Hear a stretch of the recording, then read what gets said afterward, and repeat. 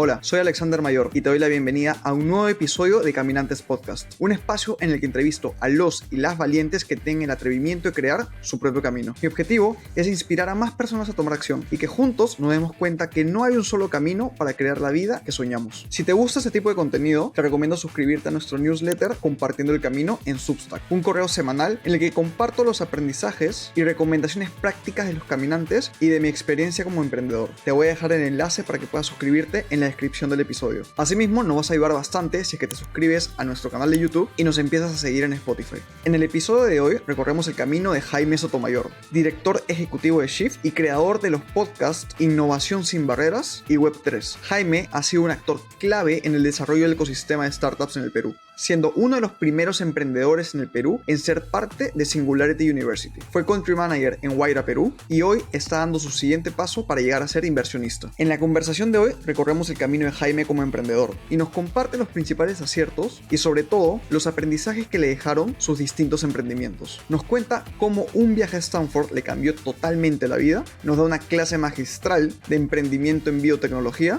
y nos adelanta un poco de su nuevo proyecto, ser inversionistas en startups de etapa temprana. Si estás creando una startup, estás desarrollando el ecosistema o quieres ser inversionista, este episodio es para ti.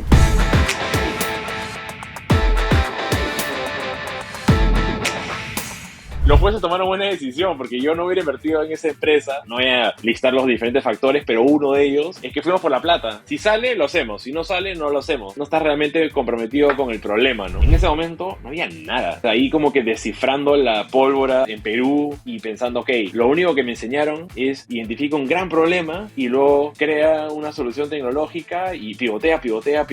Y así fue. Empecé a buscar diferentes problemas para resolver, que es algo que tampoco no es que aconseje, como que salgan a buscar problemas, pero no llegamos a ningún lado porque tomar decisiones entre 5 personas era imposible, la velocidad era lentísima, luego empezaban a salir temas como que yo siento que lo estoy haciendo más y tú estás haciendo mucho menos. Mi highlight de esa experiencia es la red. Esas 80 personas con las que tuve la oportunidad de estudiar, todos eran unos cracks de su industria, una trayectoria increíble, y ha sido probablemente la primera vez que sentí el impostor syndrome, el síndrome del impostor, pero así serio, serio. Solucionar el problema no a través del activismo de decir consumo menos carne, apaguemos las luces un día y cosas por el estilo, es no, cómo usamos la tecnología para resolver los problemas más difíciles de la humanidad. Estamos bien cerca de que el día de mañana tú puedas comprarte una carne, no puedas distinguirla si es sacada del animal o si ha sido creada en un laboratorio y está al mismo precio o a menor. Hay mucho estigma con el fracaso y yo lo que les diría es no tengan miedo de aceptar de que hasta aquí nomás estuvo bien, que te importe lo que las demás personas van a creer de ti. Lo acepto, o sea, yo nunca he logrado hacer un emprendimiento que yo pueda decir ha sido exitoso. Han tenido sus éxitos, pero nunca llegaron a ser exitosos. Yo tengo I have a dream.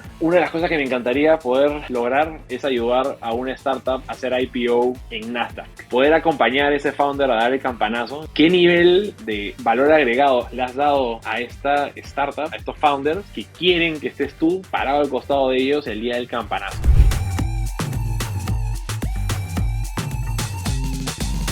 Jaime, qué gusto. Bienvenido a Caminantes Podcast. Gracias por tu tiempo. Muchas gracias por la invitación. Ahora estoy al otro lado de la mesa, ¿no? Te he tenido a ti en el podcast como ya 3 veces, ahora yo estoy acá. Tal cual, se invirtieron los roles. Sí. Así que va a ser una conversación bastante interesante. ¿Sabes? Justo hablábamos ahorita off the record, que obviamente nos conocemos ya hace un poco más de 5 años y yo creía que conocía tu historia, pero haciendo el respectivo research, ¿no? La investigación para esta entrevista, dije, wow. O sea, definitivamente es un caminante total. ¿No? Yo recuerdo mucho cuando estábamos en Guaira, tú llegas a ser country manager ahí, logramos celebrar la primera venta de Fitco internacional. Sí. Tu camino es extenso y empieza muchos años antes, ¿no? Y me encanta porque has tenido distintas facetas. La etapa de emprendedor, que lo sigue siendo, ¿no? Con los podcasts que manejas, sobre todo con Innovación sin Barreras. Creaste una biotech, que muchos se dirán, ¿qué es eso? Ya nos contarás. Así es. Has estado en la parte de creación de ecosistema y sigues estando, ¿no? Con Shift hoy en día, pero pasando por USIL, por V Lima, obviamente por Guaira, hoy en Shift, ¿no? Y hay novedades nuevas que nos traerás, ya hablaremos con algún fondo que estás levantando por ahí. Así que muy emocionado por esta conversación porque estoy seguro que quien nos escuche va a aprender de tu gran camino.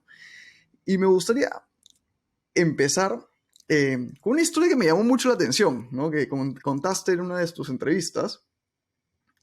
Tú llegaste a ser country manager de Guaira, pero 6 años antes postulaste a Guaira y te dijeron que no. Cuéntanos de esa experiencia. O sea, ¿qué tal vuelta de vida? Cuéntanos de esa experiencia, porfa. Sí, a ver, yo en ese momento yo estaba trabajando para una empresa de tecnología, era una boutique que desarrollaba software para grandes empresas. Y yo estaba ahí como ejecutivo de cuentas, un poco manejando grandes clientes y desarrollándoles todo este software. Pero me hice ya en sí era buen amigo del dueño, pero nos hicimos súper, súper, súper patas. Y siempre teníamos esta idea de deberíamos hacer una empresa de tecnología juntos. O sea, él tiene pues todo un know-how, todo un recorrido y yo quizás ese espíritu joven de querer hacer las cosas. Y así es como decidimos que queríamos armar una empresa en conjunto. En ese momento, una de las cosas que sentíamos que hacía falta era una empresa de etiquetera, ¿no? No tanto pensando ser el reemplazo de ese momento para comprar entradas a un evento, sino para que tú puedas gestionar tu propio evento, ¿no? Básicamente queríamos el Eventbrite, pero para Perú. Estamos hablando de 2011. Pre-Joinas. Se crea recién el siguiente año, ¿sí? O 2 años después, si no me equivoco. Y la cosa es que, bueno, en ese momento apareció esta iniciativa de Telefónica totalmente nueva que se llamaba Guaira. Y, ¿no? Guaira significa viento en quechua y justamente la idea era traer como que este cambio, ¿no? Este viento de cambio a la región, a toda Latinoamérica, porque muchos de los emprendimientos se estaban arrancando en otros ecosistemas tipo Silicon Valley o Europa, y el talento estaba siendo jalado de América Latina justamente a esos hubs. Entonces, ¿por qué no cada país donde Telefónica tiene presencia pueda apoyar y desarrollar ese ecosistema, ¿no? Y ese es un poquito el motivo por qué arranca Guaira y ha evolucionado en el tiempo y podemos conversarlo eso si quieres después. Pero en ese momento decido, bueno, apostulemos a esta iniciativa porque si nos financian, pues ya, vamos para adelante. Y evento increíble, ¿no? Era en el Mariangola, si alguno está en Perú, sabe, ¿no? El Mariangola era el point de los eventos en esa época. Y el primer piso era un auditorio gigante, iban teniendo diferentes speakers que venían a hablar, y en simultáneo, en una de las ventanas que estaba arriba, podías ver a los tiburones, ¿no? En ese momento no existía Shark Tank, pero digamos, hoy en día sí entienden, ¿no? Y era un panel con 4 o 5 jueces y iban pasando los emprendedores, las startups finalistas. Y llegamos a la final, eran 20 compañías las que iban a ser evaluadas, 10 nomás fueron escogidas. Ya, spoiler, no me escogieron a mí. Pero fue increíble ese proceso de presentarle a estas personas que tenían experiencia de negocio, probablemente no necesariamente han arrancado startups, porque era un término que ni siquiera se escuchaba en el ecosistema. Tal cual. Como que tenían que ir escogiendo cuáles 10 compañías tenían este potencial de volverse grandes empresas, ¿no? De hecho, de ese batch salió Cine Papaya, ¿no? Que terminó siendo adquirido por Fandango, pero ese día en el pitch no eran una plataforma para comprar por internet entradas, era una especie de Netflix. Ah, no te creo. Sí, ¿A qué hablas? como uno va pivoteando en el tiempo, ¿no? Es increíble.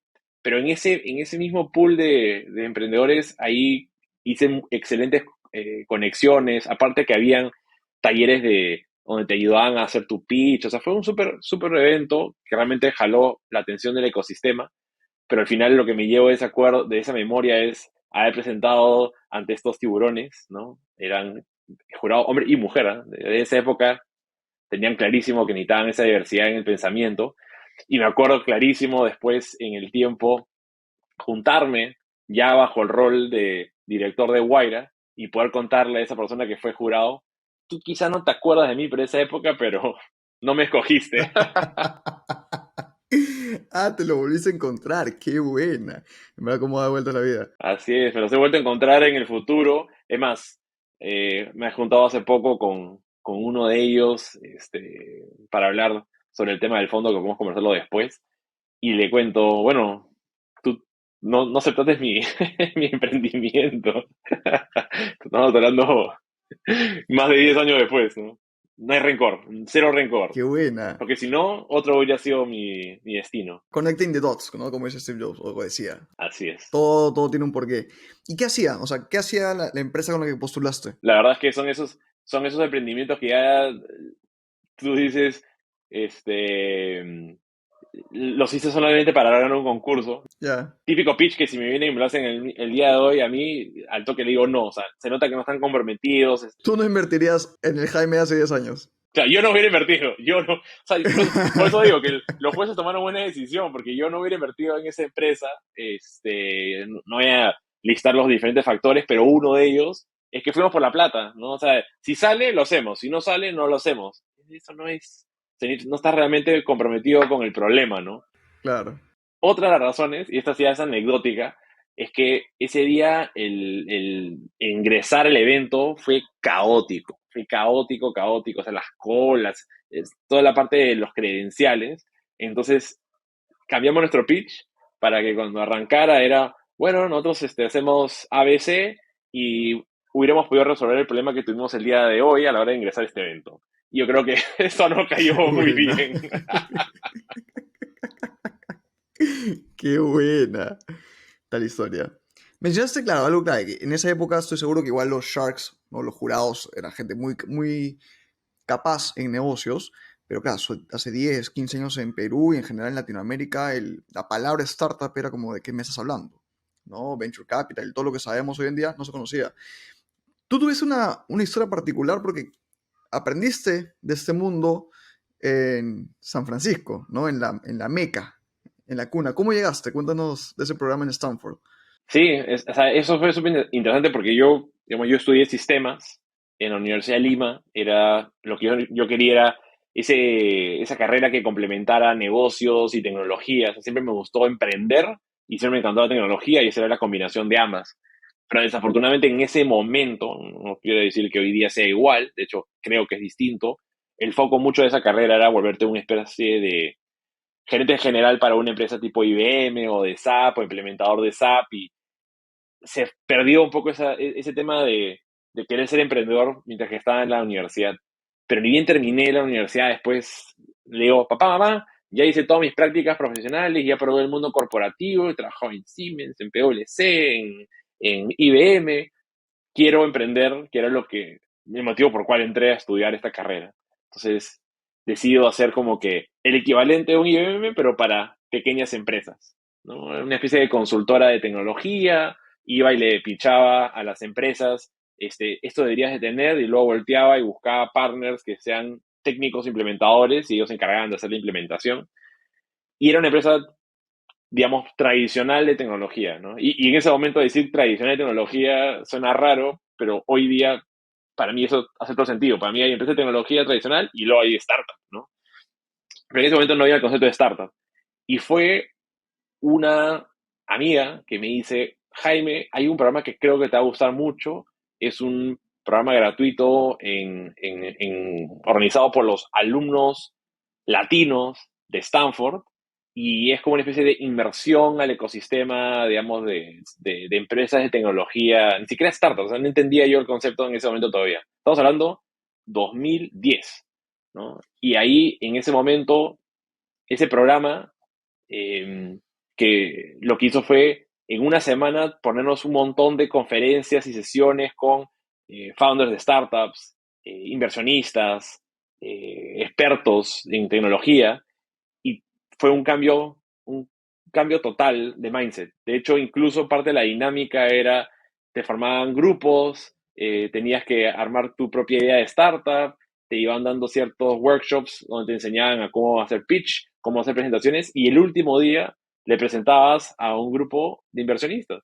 Ah, ¿qué hablas? Habían inversionistas de verdad que invertían en startups de Silicon Valley que fueron ese día. Y de hecho, uno de ellos he mantenido el contacto hasta el día de hoy, ¿no? Y ahí ya me salto a quizá el futuro, porque una de las varias veces que regresé a Silicon Valley, fui a hacer su Entrepreneur in Residence en uno de sus programas. Qué locura. Para mí ese programa de Stanford fue súper bacán porque te cambió el chip y cuando regresé a Perú nunca he visto a mi familia tan infeliz como en ese momento, porque llegué y era como que tengo que hacer startup, todo lo que he venido haciendo no sirve para nada, la tecnología exponencial y venture capital y no sé. Claro, me imagino que no entendían nada. No, no, o sea, chino. Volviendo un paso atrás, este programa fue organizado por los alumnos de Stanford. Así es, en el campus de Stanford, con el apoyo del faculty, escuché a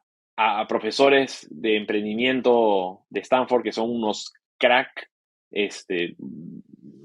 muchos de ellos autores de 800 libros en este espacio.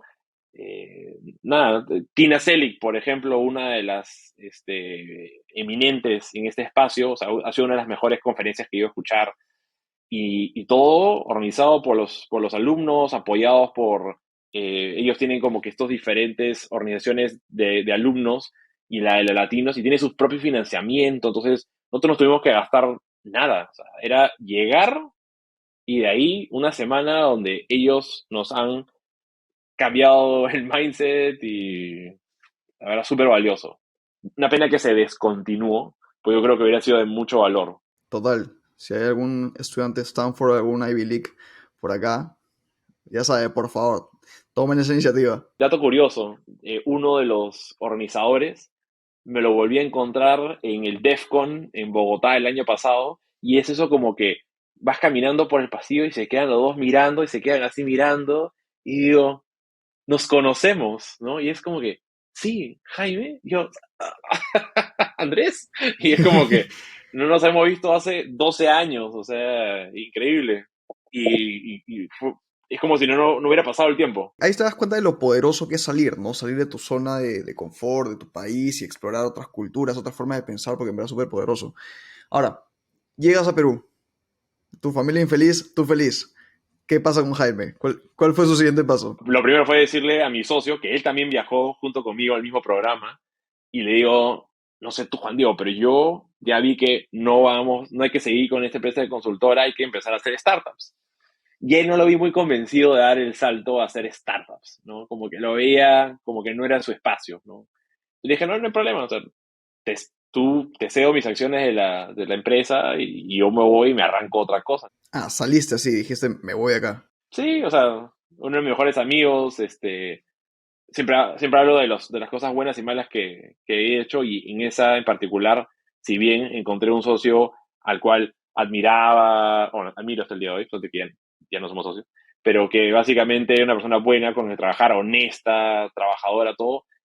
Lo que nos faltaba era el complemento. Los dos éramos ingenieros de sistemas, éramos muy parecidos en ese sentido, entonces Ya. no como que recomendación para todos los founders, pues que complemento, ¿no? No sean idénticos. Eh, entonces al final digo, bueno, voy a arrancar algo solo y como nadie más está en esta onda de startups, bueno, voy a ser un solo entrepreneur, que es otra cosa que no les recomiendo a menos que sea tu único camino, porque es difícil, Durísimo. especialmente en un momento donde no había know-how de esto. O sea, hoy día hay, no sé, pues el Link Canvas, el Startup Way y todos los cursos de Y Combinator, incubadoras, aceleradoras. Hoy día no hay excusa. En ese momento no había nada. Entonces ahí como que descifrando la pólvora en Perú y pensando, ok, lo único que me enseñaron es identifica un gran problema y luego crea una solución tecnológica y pivotea, pivotea, pivotea.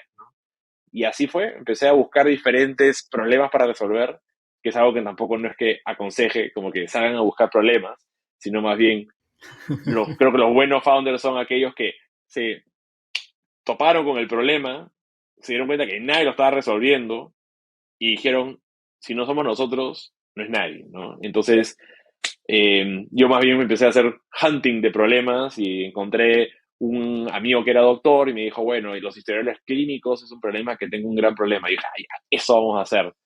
Claro, me estoy metiendo en una de las industrias más difíciles para emprender.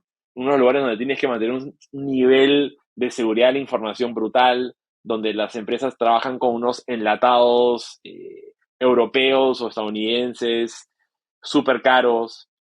La verdad no sabía en lo que me estaba metiendo y eh, pude como que con lo que tenía ahorrado, por lo menos gastar en lanzar esto y gasté todo mi dinero en contratar estas empresas de tercerizadas de Software Factory. Y entonces yo tenía la idea, hacía mis mockups y todo, y luego iba a esta empresa partner, que era la misma que contrataba yo para la otra empresa, y ellos me hacían en sprints de 2 semanas, o no, ¿verdad? Un sprint de un mes, lo que les había pedido. Pero para el momento que me lo presentan, ¿no? Ya está todo armado y lo llevo para testear con el cliente, ya como que ya está desfasado o ya aprendí y hay que volver a hacer. Entonces, como que no recomiendo mucho el tercerizar el desarrollo de software si tu core es software. Ahí cometí un gran error y se me fue toda mi plata y se fue lentísimo y no me quedó otra que decir, bueno, tengo que empezar a trabajar y buscarme otra chamba. Gente, apunten, porque Jaime ya nos está soltando como tres así claves para los que queremos, para los que quieren emprender desde cero y en verdad es una maestría. Yo en ese momento, o sea, quizás lo que debió haber hecho, en vez de volverme loquito para buscar problemas, es aprende a programar. O sea, especialmente siendo ingeniero de sistemas. O sea, yo no sabía programar. Y eso es una crítica que le hago bastante a la carrera. Y es que nunca hubo tanto push, porque ellos decían, no, aprende lo suficiente como para entender de tecnología, porque al final del día tú vas a ser gerente y vas a contratar gente que sepa programar. Creo que hace sentido si vas a ir a trabajar a una Big Tech. Creo que no hace tanto sentido si quieres formar una startup y no hay suficiente talento tecnológico disponible. Entonces, por lo menos aprender hasta un cierto punto como para arrancar la startup y empezar a avanzar y tener algo funcionando. Y después fácil jalarte un líder de tecnología, pero saber tecnología desde el inicio, pucha, es un game changer. Y ahí, Alex, tú me vas a dar la razón. Tú has aprendido ahí a la mala también. A la mala, totalmente, estrellándome. Por los que no saben, claro, bueno, yo tengo Fitco, lo hice con Andrea, que es mi socia y esposa, los dos somos economistas y dijimos, vamos a una empresa de tecnología. Tío, olvídate. O sea, contra la pared 50 veces para entender cómo se crea un producto tecnológico. Así que es duro, es duro. Otro consejo es si tienen un buen founder tecnológico, si es que ustedes no son los tecnológicos, 100% recomendado. Esos son los errores que cometimos nosotros también. Entonces, no salen las citas médicas. Te tiraste los ahorros, vuelves a chambear. ¿Qué pasó? ¿Cómo continúa el camino de Jaime? Bueno, ahí contacté a uno de los que había sido mentores míos en este proyecto, ¿no? Que, como te comentaba, tenía esta empresa boutique de tecnología y era una de las personas, te diría, pioneras en el espacio, ¿no? O sea, y hasta el día de hoy es súper interesante, pero él fue el primer peruano en tener un Apple, ¿no? O por lo menos entre los primeros en traer tener un Apple acá en Perú. Siempre estaba pues con la última generación, de los primeros también en desarrollar soluciones de tecnología cuando no había muchas en Perú. ¿Se puede saber quién es? Sí, sí, sí, o sea, se llama César Ceballos. Me encantaría conocerlo y entrevistarlo. Porque eso de traer la primera Mac a un país debe ser bien loco. Sí, sí, César fue de los primeritos, ha tenido varias de las primeras computadoras. Su empresa se llama ASICS, pero ahora tiene una segunda empresa donde implementa Workspace de Facebook, porque es partner de Meta, y ahora más bien está trayendo próximamente los Oculus a Perú. Qué buena. Y también implementa AWS, o sea, super crack, pero o sea, desde joven, o sea, él, no para spoilearlo porque ya tiene que tener su propio episodio, pero es una persona que estudió física, no lo terminó, después creo que terminó haciendo economía, pero a la hora digamos, ejecutar su vida profesional decidió programar páginas web porque vio que había una necesidad y nadie lo estaba haciendo y así arrancó él mismo aprendiendo a programar HTML cuando nadie tenía páginas web. Él era el primero en hacer páginas web en Perú. De los primeros que se metió a impulsar el tema de Internet en el Perú con la RCP. Entonces, claro, una persona que siempre ha estado a la vanguardia. Entonces, cuando me acepta ser mentor de mis primeros emprendimientos, yo feliz. Y luego cuando le dije, oye, creo que va a tener que cerrar la empresa y todo, me dijo, bueno, venga a trabajar para mí. Ok, entonces ahí es donde vas a trabajar con él. Y luego con él haces la empresa que postuló a Guaira. Así es, así es. Aprendí muchísimo de cómo él manejaba su empresa, ¿no? Y luego hubo mucha química con él y con el subgerente también de la misma empresa. Y dijimos, bueno, hagamos como una especie de spin-off, ¿no? Con esta idea y implementémoslo, ¿no? O sea, teníamos los recursos, teníamos el know-how, pero estaba muy ligado a, si nos la ganamos, vamos para adelante, ¿no? Que es la única parte que yo diría que falló un poco. Después fundaste una startup que se llama Rumi. Sí, claro, lo que pasa es que después yo, además de trabajar para César, me contacta la Universidad de Lima porque querían que enseñara en la universidad. Y yo dije, yo encantado. Entonces empecé a enseñar a estudiantes de primeros años de ingeniería, tanto industrial y de sistemas. Enseñaba introducción a la ingeniería. De hecho, estuve muy bien calificado por los alumnos. Te querían, te querían. Me querían bastante. O sea, y yo no regalaba notas, simplemente creo que hacía más amena la clase o conectaba mejor, qué sé yo, pero fue una experiencia bien chévere. Y al punto donde años después me invitan también a enseñar en la carrera de marketing y luego un curso en inglés, de hecho, ¿no? Negocios internacionales, pero era en inglés. Y luego enseño programación e ingeniería de sistemas. Entonces ya estaba manejando múltiples cursos y a la par me invitan para ser coordinador de la oficina de emprendimiento, ¿no? Entonces ahí es cuando ya hago el cambio, ¿no? Y le digo a César, oye, como que ya estoy asumiendo más responsabilidad en la universidad y me están dando la oportunidad de como que vincularme nuevamente con el mundo de startups. Y acá, no con el mundo de startups, sino con el mundo de emprendimiento. Te invitan a ser el coordinador de la oficina de emprendimiento de la Universidad de Lima y ahí un poquito cambiarle el foco, porque antes era muy emprendimiento tradicional, muy al estilo Junior Achievement, Ya. las carteritas, que las alcancías, que las mesitas, los productos de comida. Había un premio que es el monetario, incluso que le daban. Entonces me acuerdo que había uno que había ganado, que era uno que hacía una infusión. Entonces yo, bacán, o sea, todo el mundo, emprender es una maravilla y felicitaciones, pero yo quería llevarlo al camino donde yo estaba segurísimo que tarde o temprano iba a pasar.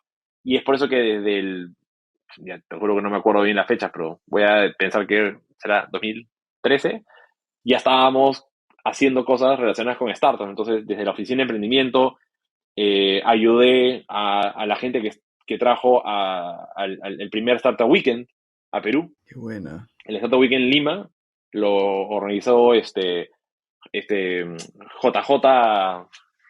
Jorge Jaime, junto con Arturo Calle, y ellos, yo les di pues todas las instalaciones, nos apoyamos para poder armarlo, luego ellos mismos dijeron, oye, ¿qué tal si traemos también al Founder Institute? Y dije, ya, bravazo, también, entonces ayudamos a que la Universidad de Lima pueda ser la sede también de la primera cohort del Founder Institute, y así un poquito kickstarting el ecosistema de startup en Perú.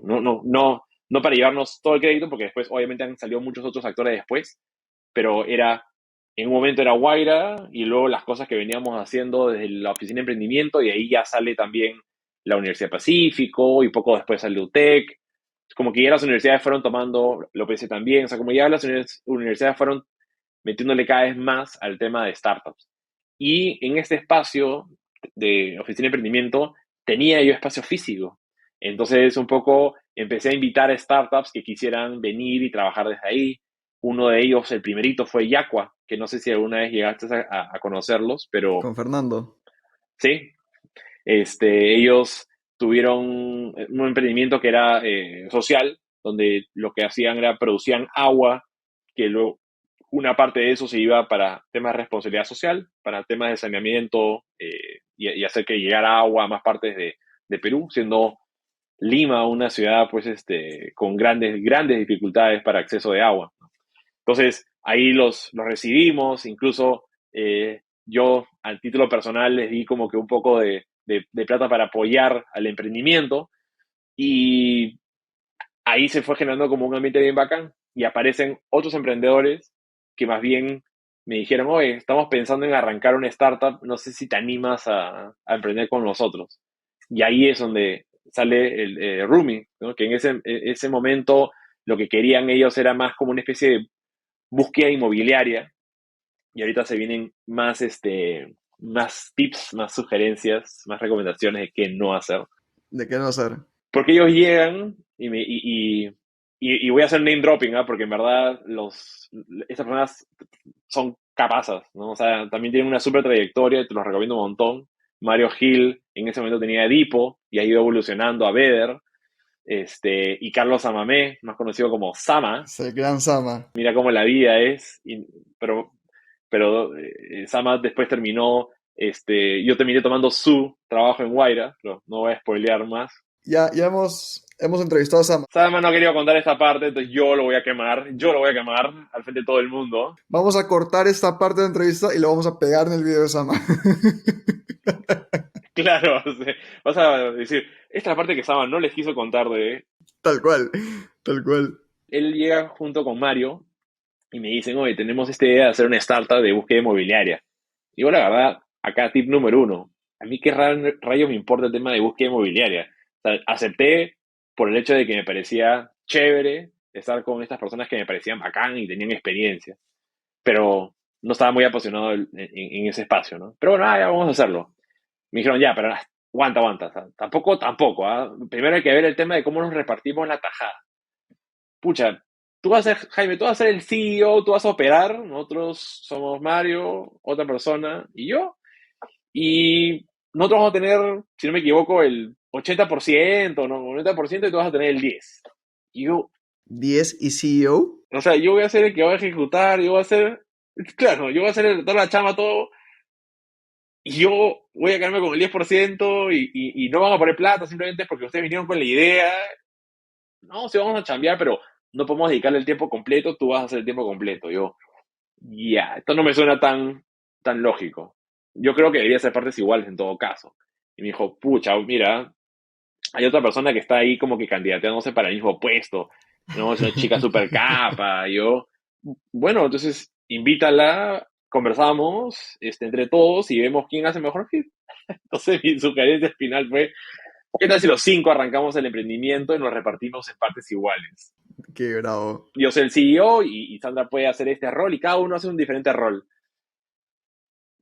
Fatal, o sea, por todos lados mal, nos llevábamos súper bien, ¿eh? O sea, era divertidísimo tener nuestras reuniones, la pasábamos bien, pero no llegábamos a ningún lado porque tomar decisiones entre cinco personas era imposible, la velocidad era lentísima, eh, luego empezaban a salir temas como que yo siento que estoy haciendo más y tú estás haciendo mucho menos, empiezan a hacer esas vainas, ¿no? Que si nunca lo han pensado, es mentira, de todo siempre lo han pensado.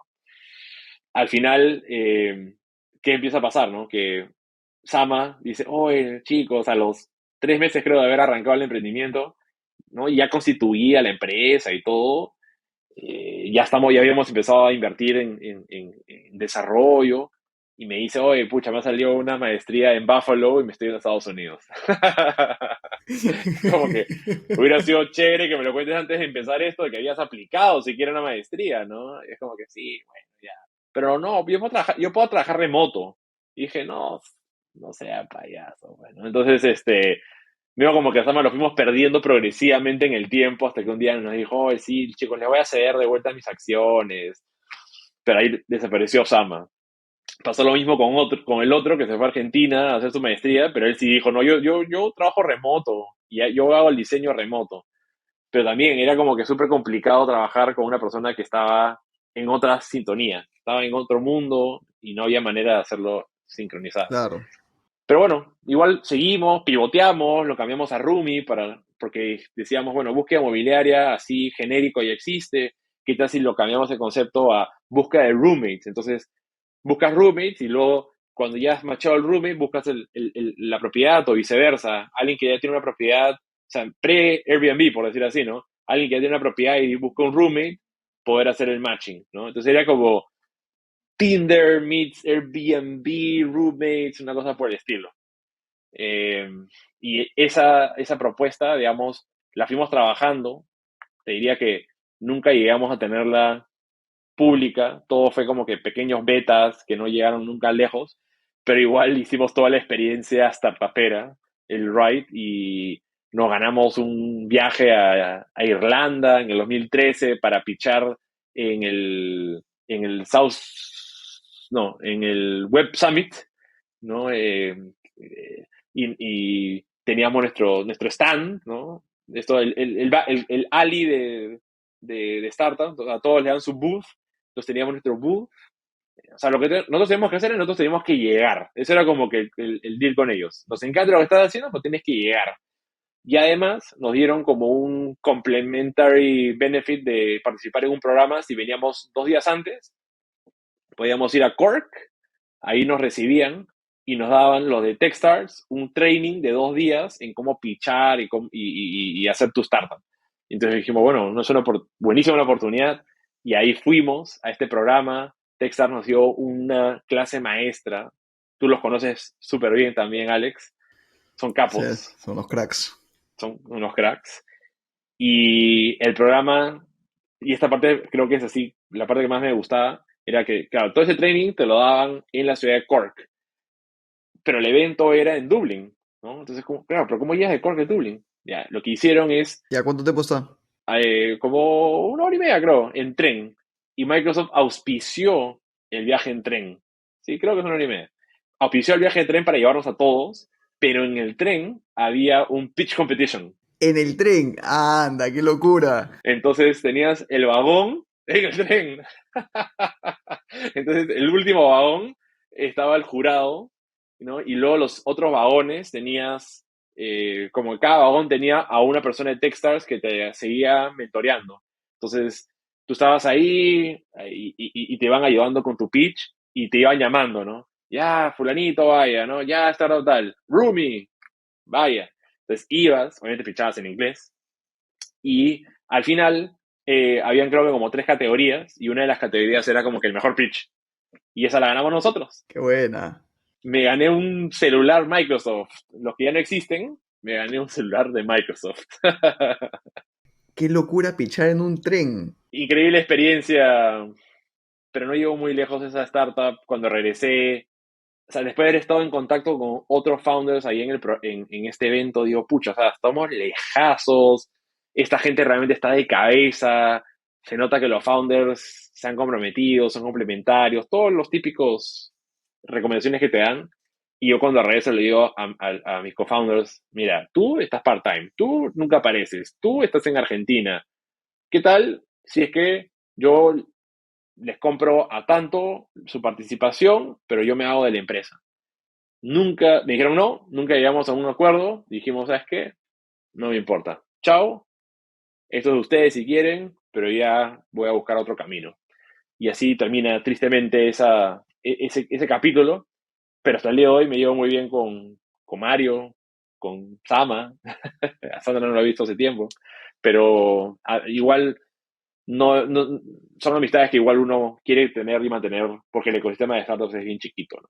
Que eso, claro, ¿no? Es uno de los valores también que hay que aprender en Texas, Radical Candor. O sea, negocios te tengo que decir las cosas como son, pero la clave está en decirlo justamente sin afectar a la persona, ¿no? Exacto. Y yo creo que me lo estaba guardando demasiados meses el decir eso, y creo que el choque a ver la realidad en Israel, perdón, en Irlanda y todas esas startups globales que fueron, ese golpe de ese baño de realidad es lo que dije, oye, no, ten nada. Y es más, eso hizo que cuando regreso, digo, Perú todavía está muy chiquito. O sea, estamos recién arrancando, ¿no? Y quizá me puedo pasar mucho tiempo acá remando, no llego a ningún lado. Quiero ir a las ligas más grandes. Y ahí es donde justo Gonzalo Villarán, eh, eh, que había sido, que había trabajado en Guaira, que estaba trabajando en ese momento en Guaira, gestionando el portafolio, me había enterado, me había contado de que él había ido a este programa que se llama Singularity University y que le había parecido increíble, que no había nada mejor que eso. Y dije, pucha, no sé, o sea, son 3 meses que te vas allá y tienes que dejarlo todo. Y estoy ahorita enseñando en la universidad. Vamos a intentarlo, ¿no? Pero eso es lo que quería, ir a Silicon Valley, y esa era una excusa como para poder ir allá. Postulé, le metí todo a la postulación Y dije, bueno, no creo que me escojan porque son 80 personas de todo el mundo que van a ir a pasar 3 meses en el campus de la NASA con keynotes espectaculares. La veo yuca, pero bueno, vamos a postular igual, ¿no? Y pucha, cuando me llega el mail de, pucha, de aceptación, era como que no me lo creía. Y, y yo estaba como que, pucha, postulé porque dije, bueno, no creo que me acepten, pero ya estoy casi en la mitad, o sea, me voy a tener que ir a mitad El ciclo.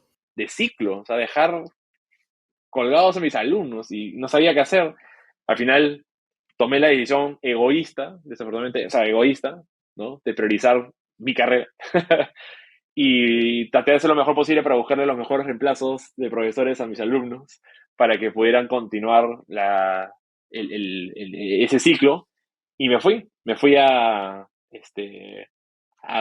Silicon Valley a llevar este programa de 3 meses que fue pivotal para la carrera. ¿Pero qué hacías durante esos 3 meses? A ver, les cuento porque suena raro, no es un posgrado típico donde tienes como que cursos determinados, exámenes, proyecto final, tesis, no hay ni una sola certificación detrás, sino más bien el programa tenía una figura, yo siempre digo, es como que los primeros 2 meses, ¿no? 2 de 3 meses, es como si estuviéramos viviendo constantemente, todos los días, viviendo en los TED Talks, pero de 8 de la mañana a 8 de la noche estuviéramos metidos todos los días en un TED Talk, porque venían como que founders de startups, o sea, no sé, el lunes en la mañana, temática, energía, y venían founders del sector energía y nos iban explicando su espacio. Teníamos faculty que nos daba clases para entender el track de biotech, el track de fintech, el track de blockchain, o sea, como que todas las tecnologías, había por haber, los espacios, o sea, y venía gente de todas partes del mundo a ir y sentarse ahí en un auditorio, era un auditorio como para 80 personas, eran varias mesas, varias sillas, o sea, que se reconfiguraban de acuerdo a la dinámica, pero era súper entretenido, mucho contenido, o sea, terminábamos el día abrumados con la cantidad de contenido, pero tan junkies de contenido éramos todos y de interés del espacio, que a las 8 terminaban, digamos, todas las conferencias programadas, pero encontrábamos la manera para en la hora de almuerzo hacer como que breakout rooms y tratar más entre los propios participantes, ¿no? O sea, organizamos cosas propias y luego a las 8 de la noche hasta las 10, 12, hacíamos lo mismo, buscábamos y hacíamos breakout sessions y poníamos en la pizarra ya en el room 1, vamos a hablar sobre cómo podemos utilizar drones para la construcción y alguien lo moderaba y la gente iba, ¿no? El formato se llama Unconference, ¿no? Que no sé si muchos han escuchado, pero es tú cuando armas una conferencia, armas todo el programa, buscas a los speakers, cosas por el estilo. Ya. Un Unconference es básicamente pones el calendario libre y la gente va yendo a la pizarra y dice, yo quiero liderar tal temática, ta, ta, ta, ta. Y la gente llega a ese room donde está la temática tal, alguien modera, pero los participantes son los que van interviniendo, ¿no? Entonces era increíble porque tenías todo el día mucho know-how, mucho conocimiento, pero luego el programa en un determinado momento te exige formar grupos, escoger una problemática y empezar a desarrollar una solución y prepararte para un pitch que lo van a hacer en un auditorio gigante en el Museo de la Computación, ahí en Silicon Valley. Eh, y ante una audiencia de, sí, habían inversionistas, habían founders de tecnología de Silicon Valley, bien bacán, ¿para qué? Creo que mi highlight de esa experiencia es la red, o sea, esas 80 personas con las que tuve la oportunidad de estudiar, todos eran unos cracks de su industria, una trayectoria increíble, podría, como que no sé, pues mencionar las cosas que han venido haciendo ellos ahora, que estoy sumamente impresionado. Y ha sido probablemente la primera vez que sentí el impostor syndrome, ¿no? El síndrome del impostor, pero sí, serio, ¿eh? Serio. ¿Por qué? Mi roommate era un neurocirujano que estaba desarrollando una empresa de tecnología que hoy lo tiene en España y le está yendo increíble. Te digo, ¿y, qué hago yo acá, no? Luego habían otro de ellos era un founder, un brasilero, founder de una fintech en Brasil que desarrolla soluciones sobre POS, sobre Android y transacciona no sé cuántos millones de transacciones para, para Brasil. Y hoy en día su startup es un unicorn. ¿Nació en Singularity? No, te estoy contando cosas que ya estaban haciendo previo a Singularity. Ah, ya tenían la empresa y fueron a Singularity como a Boost, a crecer más. Así es, así es, así es. Esta persona que te digo, o sea, él terminó siendo mi socio en la startup que formamos en Singularity y él venía del mundo fintech, una persona self-made, o sea, él empezó siendo developer y luego se juntó con otra persona y dijeron, oye, pero podríamos utilizar los POS, no, traemos POS chinos, corre sobre Android y podemos como que crear software para que se cree una especie de Apple Store, ¿no? Un App Store encima de los POS para que puedas utilizarlo en tu comercio, ¿no? Y desarrollaron tecnología súper buena que al final, hoy, son un proveedor grande, utilizan blockchain y son un unicornio en Brasil, ¿no? Pero no eran un unicornio en ese momento, pero sí estaban sumamente bien avanzados. Es más, ya tenían una subsidiaria en Estados Unidos, habían levantado capital allá, o sea, crack.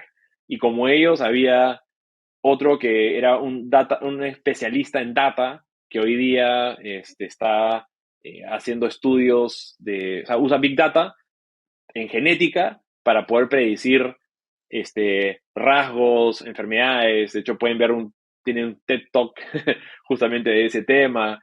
Ah, vamos a ponerla. Vamos a ponerla en la descripción. Sí, o sea, es como que, tío, de esos 80 creo que deben haber como 5 de ellos o 10 que tienen TED Talks. Con eso ya, con eso ya dices bastante, ¿no? Entonces, Singularity era un programa, ¿sigue existiendo el programa? ¿Alguien podría postular hoy en día? Singularity University como entidad todavía existe, han ido pivoteando mucho el modelo. Lo que pasa es que en ese momento cuando yo fui, había un tema de becas que te los otorgaba Google, luego los países, ¿no? Tipo Perú, sponsoreaban también un par de personas al año, ¿no? Yo entré antes de eso, yo entré cuando era Google el sponsor de, de este programa y es por eso que Google y NASA, ¿no? NASA nos dio el espacio, ¿no? O sea, NASA en Mountain View, el Ames Research Center, tiene como que dos zonas, ¿no? La zona donde está altamente militarizada, ¿no? Y para poder entrar a esa zona, tienes que obviamente entrar por un motivo muy particular y tienes que pasar background check. O sea, con tiempo, tienes que tramitar para poder ingresar. De hecho, fuimos una vez porque uno de los programas selectivos que podías tomar era experimentar lo que es manejar un simulador profesional de pilotos comerciales, pues, ¿no? Qué locura. Entonces, hubo varios entrenamientos previos para llegar a eso. Había otro también que era un entrenamiento para el espacio, ¿no? Y era en la piscina con un montón de mecanismos. Pero en fin, para entrar a ese simulador había que, aparte, practicar un montón con Flight Simulator, ¿no? Teníamos uno en el campus. Y si pasabas el test y el background check, que no todo el mundo lo podía pasar porque, o sea, nuevamente habían países que quizás no eran tan friendly con Estados Unidos, Friendly. Ajá. ¿no? Entonces le dicen, no, tú estás más complicado, ¿no? Creo que los de Israel les hacían mucho problema, pero eh, había la otra mitad, que era donde nosotros estábamos, que era más una especie de, o sea, igual había un control para ingresar, pero era más como una especie de espacio donde había alojamiento más oficinas, ¿no? Entonces había incluso hasta una sede de Carnegie University, ¿no? Carnegie Mellon tenía una sede ahí, habían oficinas de empresas de tecnología, ¿no? Había una que estaba desarrollando un dispositivo para tipo esas pistolitas para medirte la temperatura, ya esa pistolita te medía Ya. todo, ¿no? Oxigenación y miles de otras cosas solamente con apretar un botón, muy a los Star Trek. Qué buena. Habían otros que estaban desarrollando una tecnología, una máquina para astronautas para que puedan ejercitar en el espacio, esa misma tecnología, pero llevado al fitness. De hecho, eso te podría hasta interesar. Man, ya. Y era increíble porque como estaba en el campus, podías ir y te usaban como experimental y usaban todas esas como que te ponían cosas con temperatura, iban cambiando las temperaturas, las fuerzas y decían que con 15 minutos de esa vaina podía equivaler a una hora de ejercicio regular en máquinas, ¿no? En fin, pero era un campus así. Y había lo más icónico es que tienen un hangar de un Zeppelin, porque en esa época, o sea, era un campus militar y ahí se fabricaban los Zeppelins, eh, Primera Guerra Mundial, si no me equivoco, pero está todo desmontado. Entonces ves solamente la estructura, ¿no? Sin caparazón, solamente la estructura metálica de un hangar gigante para Qué Zeppelin. locura. Entonces eso es lo más característico del lugar. Y aparte está el aeropuerto donde aterrizan, o sea, si viene el presidente a la zona, aterriza en ese aeropuerto, ¿no? Y a nosotros nos dieron un campus y se sentía como una especie de ciudad abandonada, ¿no? Porque en su momento era un lugar donde vivían las familias de los militares, entonces había un McDonald's y ese McDonald's está abandonado y ese McDonald's lo tenía tomado un, un científico que estaba desarrollando hardware para fotografías, para, el- para, la, para la estación espacial, ¿no? ¿Ya? Entonces era como que había tomado el McDonald's para hacer su laboratorio. Luego había un pequeño banco, ¿no? Una caja de ahorros, un banquito chiquito, como que una rama local, y ese lo habíamos tomado y ese era nuestro coworking. De hecho, tengo un video que grabé ahí de nuestro video de venta de nuestra startup y lo grabamos ahí, o sea que pueden verlo si quieren después. Vamos a poner el link. El ambiente más grande era una especie de auditorio con salones alrededor y ahí es donde pasábamos básicamente todo el día. Y llegaban momentos donde sentíamos que estábamos prisioneros porque no salíamos del campus, ¿no? Porque para salir del campus tenías que caminar casi media hora porque los carros no entran. No puedes pedir, o sea, podías pedir Uber, pero el Uber te esperaba en la puerta del campus, ¿no? Tenía que caminar 30, 40 minutos para llegar ahí. 30, 40 minutos caminando para llegar a tu Uber. A la miércoles. Para llegar a coger el taxi tenías que caminar, porque era lejísimo, ¿no? Pero ya después con el carro podías entrar, ¿no? Había muchos que al final decidieron como que alquilar un auto por los 3 meses, porque si no, salir era imposible. Pero nada, fue una de las mejores experiencias porque estás día y noche con esta gente brillante y viendo cosas que pueden hacer en conjunto y ahí fue donde nació la idea de armar mi biotech, junto con 2 personas que conocí en ese programa. Cuéntanos de la experiencia de crear una biotech, porque claramente no es una startup habitual, ¿no? No es una fintech, no es una edtech, no es un SaaS. Nos fuimos para biotech. ¿Cómo terminaste creando una empresa así?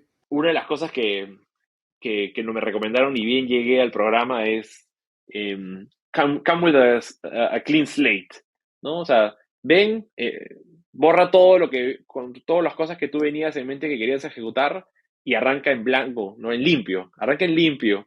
Eh, Trata de absorber todo lo que puedes los primeros 2 meses, no trates de saltar a construir algo, no trates de saltar, la primera cosa que se te venga a la mente no hagas, sino busca empaparte de todo, conoce a todo el mundo y cuando sea el momento nosotros te vamos a decir, es momento de ya empezar a formar grupos, pero hasta ese momento absorbe cual esponja, ¿no? Y ahí en ese programa, o sea, creo que el track de Biotech fue el que más me jaló la atención. ¿Por qué? Habían otros, ¿no? O sea, blockchain me pareció, uy, qué chévere esto de blockchain, pero la verdad es que en su momento no le di mucho atención, más allá de comprar bitcoins, que después me arrepiento de haberlos vendido tan temprano, ¿Compraste Bitcoin en qué año? en el 2014. ¿A cuánto lo compraste? No sé cuánto habrá costado. No sé si saben $100 o algo por el estilo, pero Boom. claramente no era 67.000 que llegó a ser su pico, ¿no? Cuando saqué 4x de retorno dije, qué campeón, ¿no? Mejor ya. Aparte no fue tanta plata, entonces, no sé, en fin. Pero habían otros tracks interesantes también. Podemos quedarnos con la historia que compraste Bitcoin en el 2014. Crack. Así es, sí. Pero lo vendí. Y un montón de gente que hizo lo mismo, ¿no? O sea, dijo, ya hice 100 veces mi inversión y, ¿no? De $1 a $100 pasó y ya está. Esto no va a llegar a ser nunca más. y de repente un monstruo, ¿no? Y más bien, cuando estaba en 60.000, todos, sí, va a llegar a 100.000, ¿no? O sea, en el momento donde había que ser optimista, estábamos pesimistas. En el momento donde debíamos estar pesimistas, estábamos todos optimistas. En fin, blockchain, más allá de eso, me pareció en ese momento interesante, pero nunca le agarré tanto el interés, y recién los últimos 2 años he entendido el propósito o potencial que tiene para los negocios o para todo, ¿no? Pero en fin, blockchain era uno, eh, todo lo que era el tema de energía. O sea, me pareció súper interesante entender dónde están los espacios de innovación. Y esto es todo. Tesla ya existía, pero creo que todavía no estaba tan popularizado. En ese momento Tesla tenía como que la versión más cara, Ya. ¿no? Y uno de nuestros profesores tenía Tesla y para nosotros era como que, ¡wow! Pero en ese momento uno de los big issues todavía seguía siendo generación. O sea, son tres cosas: generación, transmisión y storage, ¿no? Y almacenamiento. O sea, esos son los tres espacios donde como emprendedor en energía tenías que entrar a resolver, ¿no? Entonces, la gran revolución de Elon Musk no ha sido necesariamente el auto, sino ha sido el storage. Cómo hago tan baratas las baterías que ahora es factible tener un auto eléctrico, ¿no? Entonces, ese tipo de nuevo mindset ayudó bastante. Entonces, para cada vertical fuimos aprendiendo, pero Biotech fue el que más me llamó la atención. ¿Y por qué? Porque nunca se me habían ocurrido la cantidad de aplicaciones reales que se podían generar en este espacio. Tenías el tema de alimentos sustitutos, ¿no? O sea, algunos que son literalmente reemplazar digamos, la carne animal por vegetal y tener algo que es casi, casi indistinguible, ¿no? Y te estoy hablando, en 2014 ya era en sí bastante bueno, hoy es mucho mejor.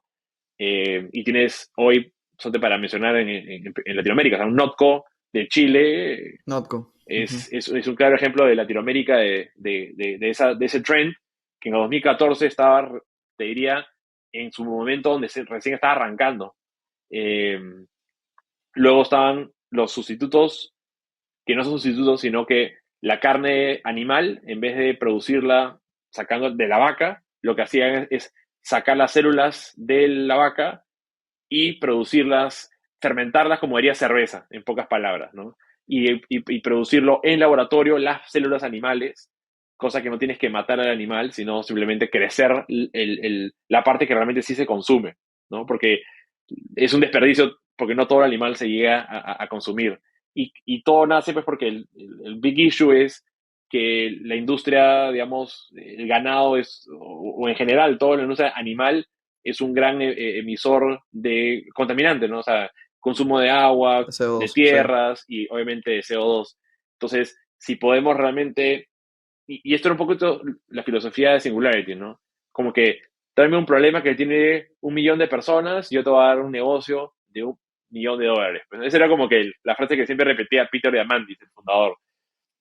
Y Qué buena. y hace mucho sentido, ¿no? O sea, este es un espacio donde el problema cada vez va a ser más grande conforme muchas partes del mundo vayan saliendo de la pobreza. Lo primero que quieres es empezar a comer carne o cosas que antes no tenías acceso. Entonces, se multiplica cada vez el problema en el tiempo. Entonces, solucionar el problema, no a través del activismo de decir, consumo menos carne, apaguemos las luces un día y cosas por el estilo, es, no, ¿cómo usamos la tecnología para resolver los problemas más difíciles de la humanidad?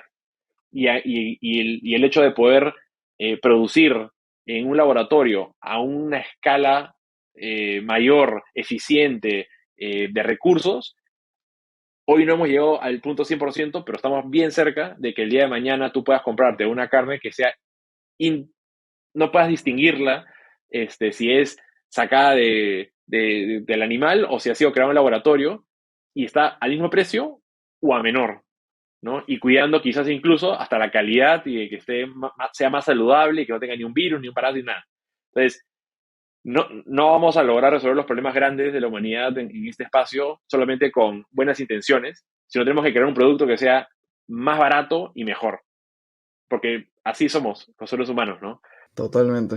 Podremos comernos una que otra hamburguesa vegana solamente para apoyar la causa, pero al final del día no vamos a cambiar nuestros comportamientos. Entonces, que la tecnología nos ayude a hacer eso. Por ejemplo, uno que me parecía súper interesante y compartí laboratorio con ellos después. Clara Foods lo que hace es, en vez de tú obtener la clara de huevo, se usa para muchísimas cosas, ¿no? Repostería, suplementos de gimnasio, uff, un montón, pasta.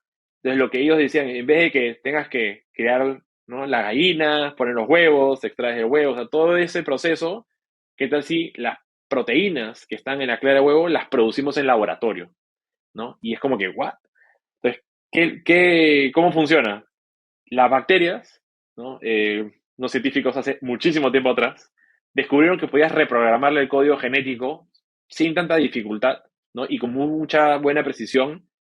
Bacterias como E. coli, que son bien sencillas, que su código genético es bien chiquito, entonces es fácil de poder hacer esas ediciones, pero entras, cortas e insertas el pedazo de código genético para que esa bacteria, en vez de comer el azúcar y producir alcohol o algún otro resultado, empieza a producir la proteína que tú le has codificado.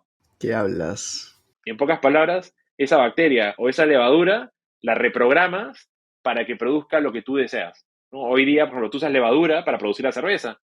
Ya, esa misma levadura, tú en vez de decirle, oye, prodúceme alcohol, lo que le puedes decir es, prodúceme proteína A, proteína B, proteína C. Entonces, lo que hacía esta empresa, Clara Foods, era básicamente utilizar levadura reprogramada para, en la misma máquina fermentadora, producir las proteínas individuales. Y luego las juntaban y obtenías clara de huevo, ¿no? Sentido opuesto, ¿no? En vez de la gallina, huevo, clara, desde ¡Qué la bacteria, locura! proteína, clara de huevo. Y eso vas y se lo vendes a un Barilla para que te produzca pasta. Vas y se lo vendes a una empresa que hace postres.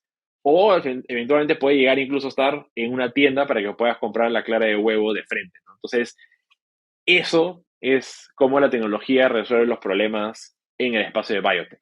Y eso de reprogramar bacterias se llama synthetic biology, ¿no? Biología sintética, ¿no? Porque sí estamos entrando a reprogramar un ser vivo, ¿no? Y eso, y eso es la manera como todo el mundo me dice, ay, pero eso es jugar con la naturaleza, qué sé yo. Ya, eso es lo que, gracias a que existe esa tecnología, toda la gente que tiene diabetes hoy día tiene insulina a un costo mucho más razonable a que si seguiríamos usando el mecanismo antiguo de extraer la insulina del páncreas de cerdo. Hoy, la insulina se produce en laboratorio a través de bacterias que la reprograman y produce insulina. Cogieron el código genético del ser humano que codifica de cómo se produce la insulina y la insertaron en la bacteria y esa es la que produce el día de hoy insulina y eso después se trata, se limpia y se comercializa. Ese mismo principio se está aplicando hoy día, pero para alimentos, para producir otras medicinas, incluso para producir materiales para la vestimenta, ¿no? O sea, un cuero orgánico o cosas por el estilo, ¿no? Escúchame, tengo que hacer una pausa acá y aclarar algo. Doy fe de que eres buen profe, porque jamás en mi vida me había interesado la biología tanto como hoy día. O sea, el colegio era el curso que más detestaba. Saludos a mi profe de biología. Pero hoy día digo, no hay forma, o sea, quiero aprender más de este mundo, me parece increíble. Es que si me lo hubieran enseñado así, hubiera sido más chévere. 100%. Me parece espectacular. Voy a leer de biotech de todas maneras. Otro en el laboratorio no estaba haciendo ingeniería sintética, sino lo que estaba haciendo es eh, usando química para producir vino o whisky en base a los componentes. O sea, a nivel molecular, ir pensando, bueno, si es que el whisky básicamente, o el vino es básicamente esa serie de moléculas, ¿qué tal si yo las reconstituyo y creo un vino o un whisky que nunca tuvo que salir, digamos, del campo, por ponerlo así? Entonces, claro, si me hubieran enseñado química usando ese tipo de ejercicio y ya pues tienes que hacer todos tus cálculos y diagramas y entender los isótopos y todo, eso creo que me hubiera gustado un poco más a que simplemente acá están los ejercicios, háganlo. Totalmente. Biología para negocios. Ya, un curso sí, por favor. Ya tienes un nuevo curso para dictar. Así es. Y la verdad es que conforme vas escuchando otros casos es increíble porque otra gente está haciendo gelatina sin animal, el otro estaba haciendo el cuerno de rinoceronte, pero sin el rinoceronte, para evitar de que estén matando a los rinocerontes solamente para poder comprar el cuerno. Y así pues hay un montón. Algunas no han funcionado, pero hay otras que han sido unas marcas súper exitosas.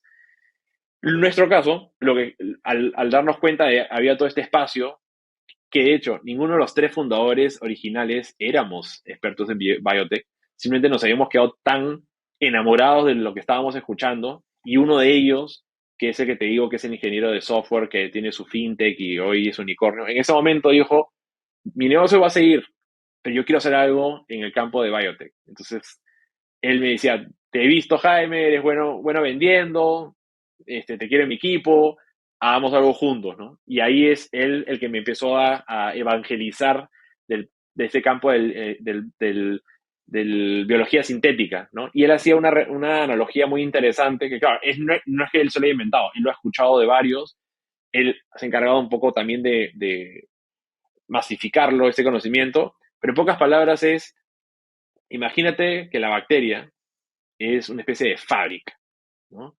Y, y tú le das instrucciones, un blueprint de qué es lo que tiene que fabricar y te lo produce. Pero como la bacteria también se multiplica, es como una fábrica que se está multiplicando y produce más. Entonces, ese nivel de exponencialidad. Y el código genético de esa bacteria, imagínatelo como si fuera una pieza de software, donde el código genético, el código, digamos, de una computadora está en ceros y unos. En una bacteria son las cuatro letras que con esas cuatro pues codificas todo nuestro cuerpo, ¿no? Son estos cuatro aminoácidos. Entonces, el A, el G, ¿no? Ahorita ya ni me acuerdo los nombres, ¿no? Bueno, se me han ido pero el A, C, T, G, ¿no? Que son estas cuatro aminoácidos que básicamente son parejas y el orden en que pones estas parejas es lo que codifica el código genético de todo. Entonces, si tú puedes entrar y reprogramar, le cambias el comportamiento a esto. Es como decir, hacer software. Pero hoy día hacer software en una computadora es papayita. Todos tenemos computadoras personales. Hacer esto en bacterias es difícil. Tienes que comprarte un laboratorio, que es sumamente caro. Y habían empezado a aparecer lo que son los laboratorios comunitarios, como una especie de coworking, pero tienen un pedazo de laboratorio, pero son pocos. Y luego pues tienes las universidades que tienen sus propios laboratorios o una empresa privada que tiene sus laboratorios. Pero para el común mortal, aprender y meterse en este espacio es difícil. Entonces él hacía el equivalente de la revolución, digamos, de las laptops, ¿no? Steve Jobs trajo las laptops y las volvió mucho más accesible a todo el mundo. ¿Qué tal si nosotros también hacemos algo parecido? Y ahí es donde sale Arcturus BioCloud con la idea de crear una pequeña máquina automatizada en nuestro laboratorio que haga todo el proceso y tú tienes una interfaz que desde tu computadora puedes poner cuál es el código genético que quieres que la bacteria haga y la máquina se encarga de hacer todo el proceso de ensamblaje genético, cambiarle el código a la bacteria, incubarla y luego ir mostrándote el progreso para ver si es que la proteína que tú le has puesto, que querías que la has codificado, realmente se produce o no. Entonces, era una maquinita que básicamente era una especie de CNC que iba pipetando, ¿no? Que es manejando líquidos, y ahí estaban las piezas genéticas, había todo un protocolo que duraban entre 8 a 24 horas, pero la maquinita lo puede automatizar sin tener que estar ahí como humano haciendo eso, ¿no? Entonces, eso fue nuestro diseño inicial. De hecho, tuvimos que sumar a un cuarto integrante, obviamente, que supiera de lo que estábamos haciendo, que era un PhD en ingeniería genética, que se sumó y nos fuimos todos a Silicon Valley a hacer esto. Pero escúchame, la idea suena brutal, o sea, hoy en día incluso. ¿Qué pasó? Creo que todavía creo que no estamos listos para esto. Esto fue en el 2014.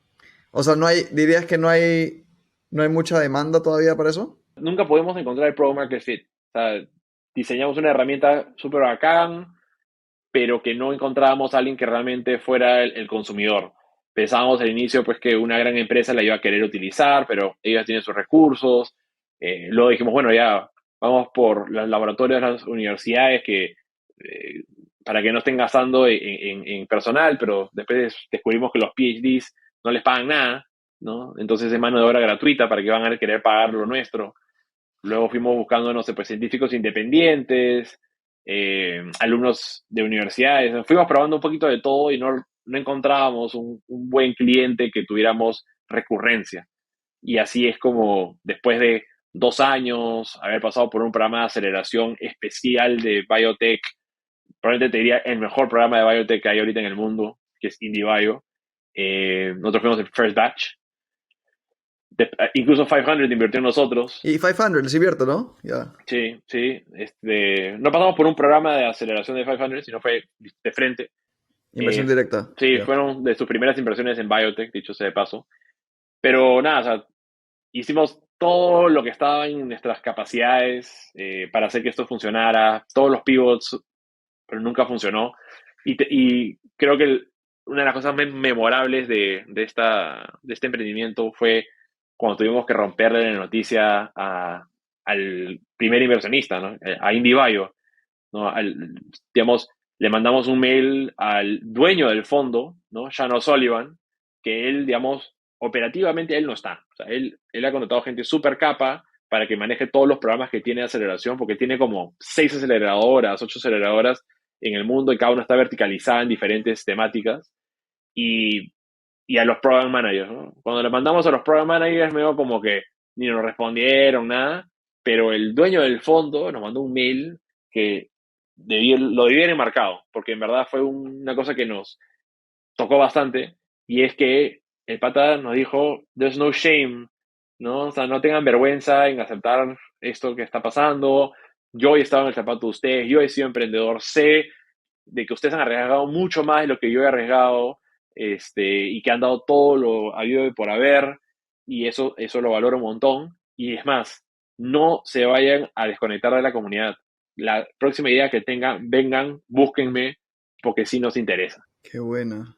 Sí nos íbamos a desconectar un poco y nunca les llevé nada nuevo, pero simplemente esa apertura y ese mindset de que él sabe que está en el negocio de Venture Capital, que va a invertir en cientos de compañías y pocas realmente le van a regresar dinero, y que él, habiendo sido emprendedor, sabe los pains que es ser emprendedor. Has tocado un tema clave, ¿no? Que es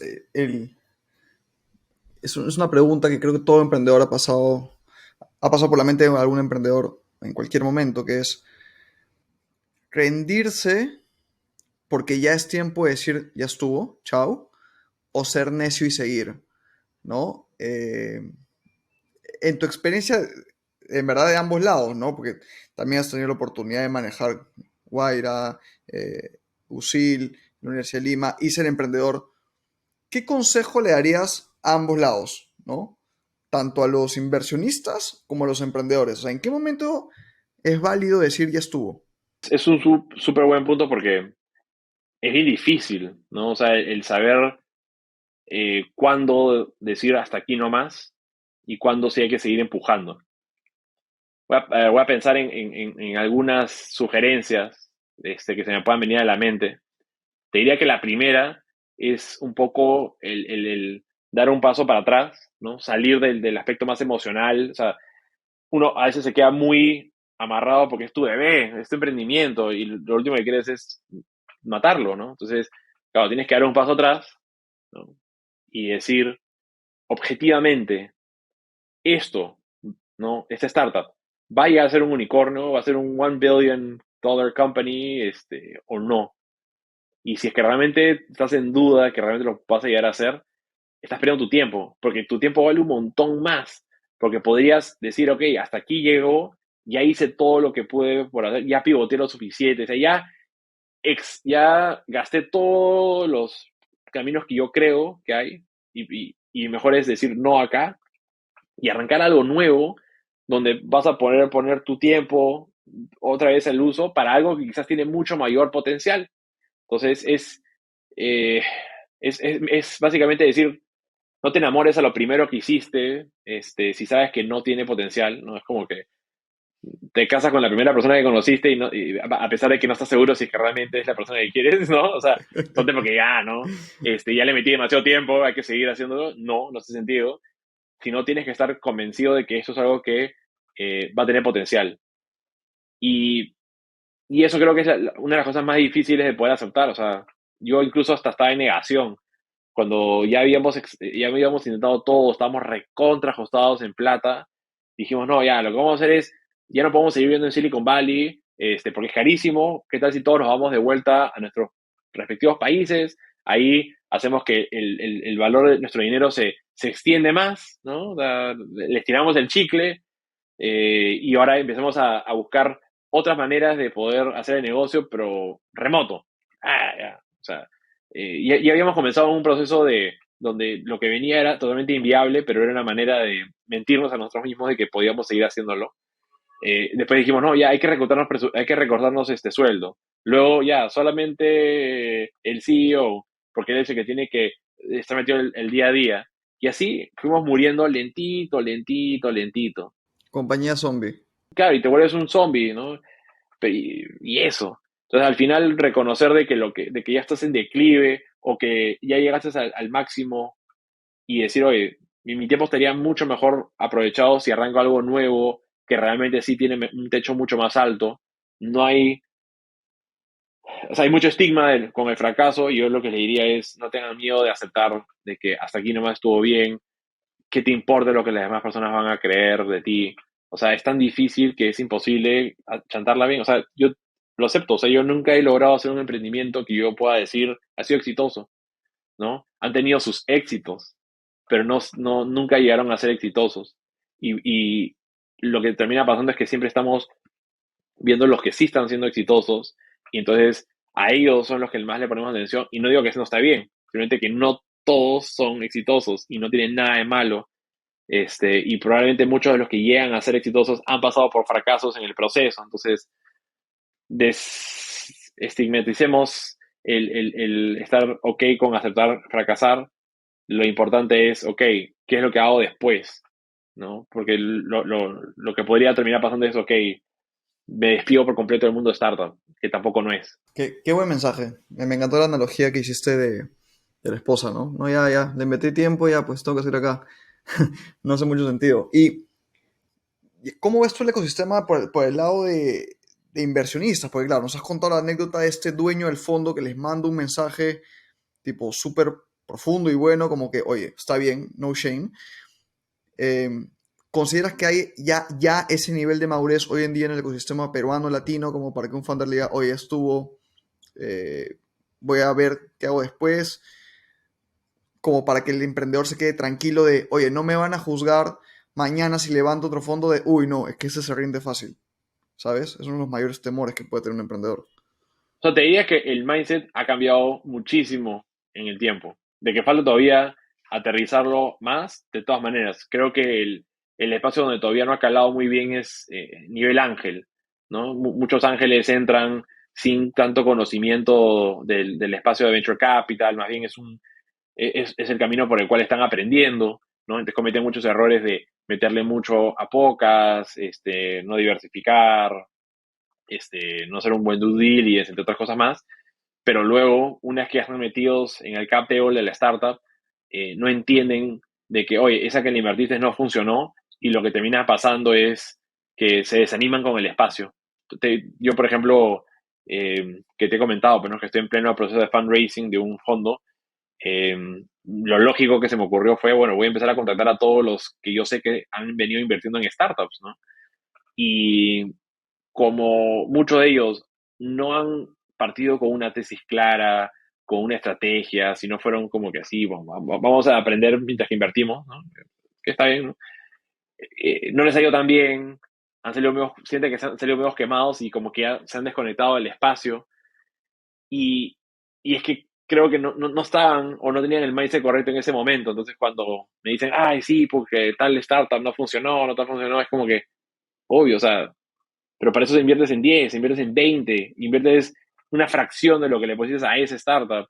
Entonces, creo que muchos están aprendiendo a golpes. Me encantaría que más aprendan desde cero, antes incluso de invertir, de que ya hay mucho para aprender, ¿no? Y es tener un portafolio, diversifica, pon tickets más chiquitos, ¿no? Lo mejor quizás es no inviertas solo, invierte a través de una red de ángeles, invierte a través de un syndicate, invierte en un fondo y aprende de los gestores del fondo. O sea, hay hoy muchos más caminos que en el pasado. Entonces, yo creo que todo eso va a ayudar al cambio de mindset, ¿no? Mientras que más estas personas nuevas en el espacio empiecen a invertir de la mano o a través de gente con experiencia, van a ellos a aprender y asimilar las prácticas buenas. Porque eso no solamente es para el tema de quejarse si es que falló una startup, no. Los contratos, o sea, los contratos que hacen algunos ángeles es letales, porque su abogado tradicional les dijo, no, tienes que tener esta cláusula, esta cláusula, esta cláusula, y terminas poniéndole miles de candados a la startup y después no pueden levantar capital. Luego dices, no, ¿cómo yo voy a tener el 5% de esta empresa? No, yo quiero tener mayoría, yo quiero tener control. Eh, Hay mil tonterías que hacen cuando desconocen. Entonces, hay cosas que felizmente el ecosistema va madurando y van aprendiendo, ¿no? Es parte de la educación de estos últimos 10 15 años. Bueno, has mencionado ya bastantes, 3 veces el fondo que se viene. Cuéntanos el fondo que estás levantando, en qué va a estar orientado. Poca información puedo compartir por el hecho de que uno no debe. Un sneak peek.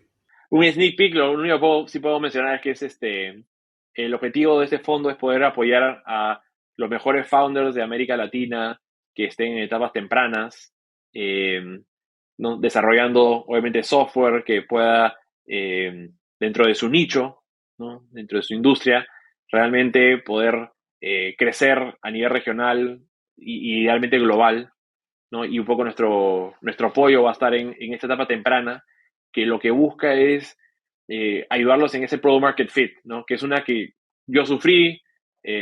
Cuando he tenido la oportunidad de estar en Wire, he visto que muchos también lo sufrieron al inicio, porque uno parte con una tesis, sale al mercado, se choca contra la realidad y hay que ir cambiando. Entonces, product market fit para mí es una pieza muy clave, porque todo el mundo quiere empezar a escalar exponencialmente temprano y no se da cuenta de que sin product market fit lo más probable es que no llegue muy lejos, ¿no? Y product market fit básicamente es poder identificar cuál es ese producto que realmente resuelve el verdadero problema que tiene este cliente.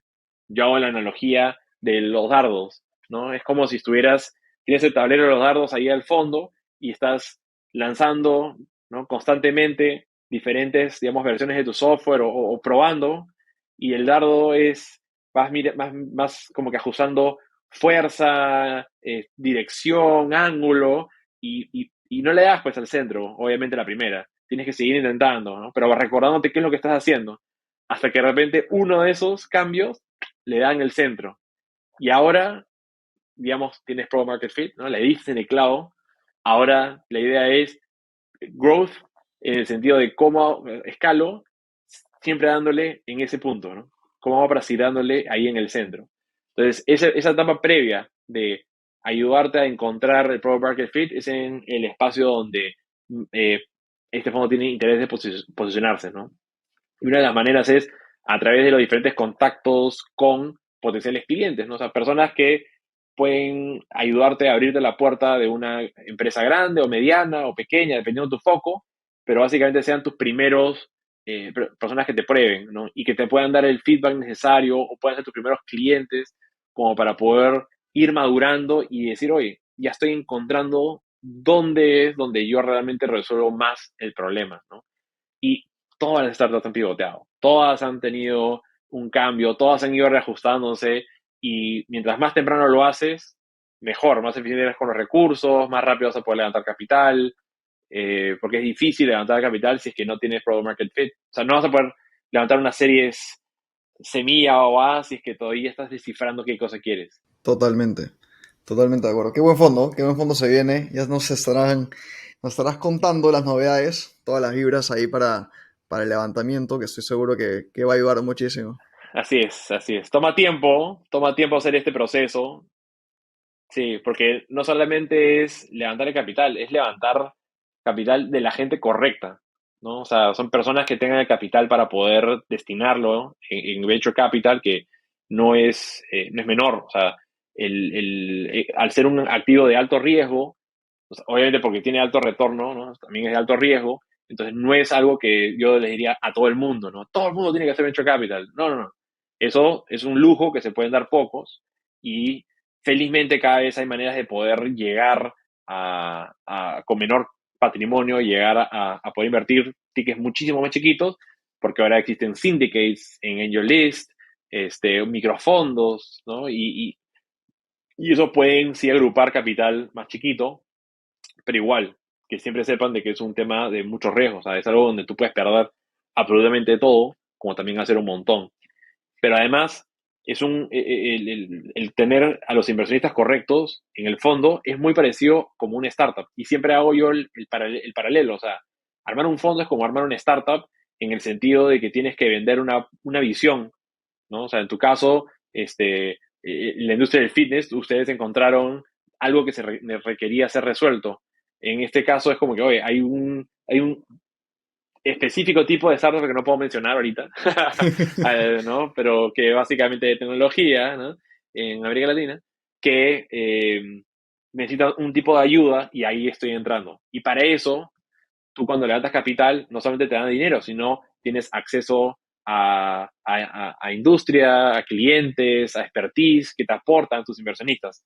Acá igual, acá los inversionistas de un fondo se llaman Limited Partners y estos LPs lo que hacen es, aparte del capital que te van a ir, ¿no?, entregando en el tiempo, también te van a ayudar con conexiones, con apoyar a las startups, abrirte puertas, ¿no? Es smart money también. Es muy similar, ¿no? Como lo que he mencionado, al proceso de levantar capital de una startup.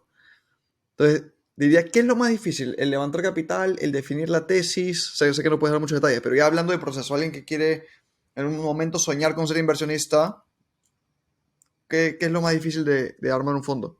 Lo más difícil es convencer a personas que apuesten por ti, ¿no? Y que digan, sí, yo te pongo dinero, ¿no? Eso es lo más retador y mientras más temprano estás en el proceso, mientras menos tienes para mostrar, es más difícil, eh, ¿no? O sea, levantar, y obviamente hay sus proporciones, ¿no? O sea, una persona que ya tiene una larga trayectoria en Venture Capital, ya ha hecho 2 fondos en el pasado, ¿no? Levantar un fondo 3 no es que no sea difícil, obviamente es difícil por el hecho de que el tamaño del fondo es gigante, estamos hablando de, no sé, de fondos de 50, 100 millones, obviamente es más difícil, pero ya tienes todo un historial que te respalda, ¿no? Y ya vas a inversionistas con mucho más sofisticados, institucionales, que no te van a poner tickets de 100.000, sino te van a poner tickets de 20 millones o 30 millones. Entonces, cambia mucho eso, pero mientras más temprano estás y tienes menos track record para mostrar, al igual que una startup que se basa mucho en el founder, ¿no? Y poco en su historial de la empresa, acá igual, ¿no? O sea, ¿cuál es ese unfair advantage que traes a la mesa? ¿Cómo vas a hacer el sourcing? ¿Cómo vas a hacer el proceso de due diligence? Eh, porque tú, ¿no? O sea, una serie de cosas porque quizás tu track record no es lo mismo, definitivamente no es lo mismo que alguien que viene haciéndolo ya 20 años, ¿no? Tú dices, bueno, yo llevo recién 3 años haciendo esto, no es lo mismo. Aparte, los ciclos, igual como hemos hablado del product market fit, ¿no? En una startup, hacer product market fit te puede demorar, si tienes suerte, 6 meses, año y medio, ¿no? Porque son ciclos, ¿no? No feedback loops, ¿no? Donde vas sacando algo al mercado y vas viendo si pega, ¿no? En cambio, en Venture Capital, esos feedback loops duran 10 años, ¿no? Porque tú inviertes el día uno y hasta que la startup tú no obtengas un exit de esa startup que puede pasar, no sé, 5 años, 7, 10, no sabes si eres bueno o no en esto. Tal cual. Entonces, tu product market fit, porque no solamente es product market fit tú como gestor, sino si tu tesis, con la tesis también, ¿no? Si le has dado la tesis correcta. Entonces, te puedes demorar 7 años en darte cuenta si realmente es un buen gestor. Y para el año 7 ya has incluso levantado un segundo fondo en base a primeros indicadores iniciales de éxito, ¿no? Decir, uy, sí, mira, tengo una startup que le invertí el año 1 y está en el año 4 y ya en papel vale 10 veces más. Ah, buenazo. Puede ser que para el año 9 muera. Claro. En ese momento te jugó a tu favor, ¿no? Entonces, los loops para Pro Market Fit en Venture Capital demoran un poquito más. Entonces, tiene su extra nivel de riesgo, de complejidad, ¿no? Y dificultad. Qué buena definición, ¿ah? Que nunca lo había visto así. El Product Market Fit como gestor de un fondo toma mucho más tiempo. Me encantaría decir que se me ocurrió a mí, pero se lo escuché a, ¿cómo se llama? A uno de los partners de AllVP, Ya. a Fede. Él vino a Perú hace poco y dio una charla en Utech Ventures y hizo también este paralelo, ¿no? Que uno que está en Venture Capital ya el toque lo saca, pero no lo había visto con la definición de Product Market Fit, ¿no? Y los ciclos. Y dije, esto está súper interesante. Bueno, que llevamos 1 hora y media de conversación y estamos, o sea, tengo 2 hojas, esta vez no las impreso porque no estoy en mi casa, como se dan cuenta los que siguen, estoy en otro lugar, pero me faltan la mitad de preguntas, así que de todas maneras vamos a tener que crear un segundo episodio, Jaime, por favor. O puedo ser más ejecutivo en mis respuestas también, ¿eh? No, no, está buenazo, porque cuando nos metemos en los detalles de la historia es donde obviamente se aprende y es el objetivo de Caminantes, conocer el detalle. Falta toda la parte de correr, de cómo creaste ecosistema, tu rol obviamente hoy en día creador de contenido, los 3 podcasts que manejas, que nos cuentes la experiencia del máster en gestión de tecnología, que dije, ah, que de verdad tengo muchas preguntas de ese máster, pero bueno, eso, ¿te parece esas 3 partes? ¿Lo dejamos para el segundo episodio? Ya, sí, depende de ti. Yo encantado. Va, buenísimo. Pero, ¿sabes? Después de esta conversación, me surge la pregunta, ¿qué te motiva a no rendirte en el ecosistema, del ecosistema en general?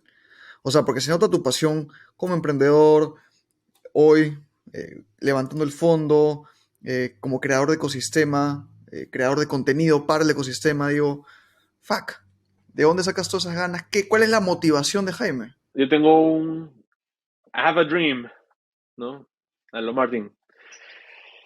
Yo, una de las cosas que me encantaría poder lograr es ayudar a una startup a hacer IPO en Nasdaq, ¿no? O en la bolsa de Nueva York, ¿no? O sea, como que llevar porque ya se han dado, o sea, no es que esté haciendo algo nuevo, pero no lo he hecho yo, obviamente, pero sí, o sea, poder acompañar a ese founder a dar el campanazo, y nuevamente también lo escuché de otra persona y dije, pucha, esto resume mucho lo que quiero, ¿no? O sea, ¿qué nivel de valor agregado le has dado a esta startup, a estos founders, que quieren que estés tú parado al costado de ellos el día del campanazo, ¿no? O sea, imagínate, ¿no?